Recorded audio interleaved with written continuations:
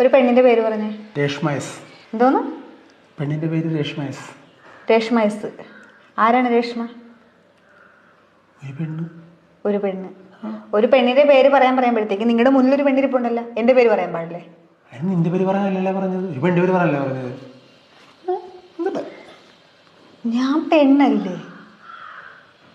ഇടി അതിന് നീ എന്തൊക്കെ പറഞ്ഞത്? ഒരു പെണ്ണിന്റെ പേര് പറയാനല്ലേ പറഞ്ഞത്, നിന്റെ പേര് പറയാനാണ് പറഞ്ഞത്. വേറൊരു പെണ്ണിന്റെ പേരെന്നല്ല ഉദ്ദേശിച്ചത്. അങ്ങനെയാണ് നിങ്ങളുടെ അമ്മയുടെ പേര് പറയാറുന്നില്ല, അല്ലെ നിങ്ങളുടെ മോടെ പേര് പറയാറുന്നില്ല, പോട്ടെ ഏതെങ്കിലും സഹോദരികളുടെ പേര് പറയാറുന്നില്ല.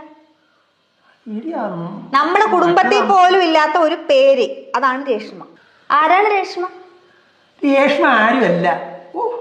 ആരുമല്ലാത്ത രേഷ്മേനെ നിങ്ങൾ എന്തിനു പറഞ്ഞു? ഇടി ഒരു പെണ്ണിന്റെ പേര് പറയാൻ പറഞ്ഞപ്പോഴേക്ക് എന്റെ വായി വന്നൊരു പേര് രേഷ്മ എന്നായിരുന്നു. അങ്ങനെ ഒരാളില്ലടി. അങ്ങനെ ഒരാളില്ലെങ്കിൽ പിന്നെ എങ്ങനെ നിങ്ങളുടെ വായിൽ ആ പേര് വന്ന്? 10ാം ക്ലാസ്സിൽ ഉണ്ടായിരുന്നതാണ്. അപ്പൊ നിങ്ങളുടെ ഫോണൊന്ന് ചെക്ക് ചെയ്യേണ്ടി വരും. അയ്യോ, ഫോണിനകത്തൊക്കെ ഒന്നുമില്ല ചെക്ക് ചെയ്യാൻ. തുറക്ക്, ലോക്ക് തുറക്ക്, ലോക്ക് തുറക്ക്. അതിനകത്ത് രേഷ്മ ഉണ്ടോന്ന് അറിയണം. രേഷ്മ 1, രേഷ്മ 2, രേഷ്മ 3.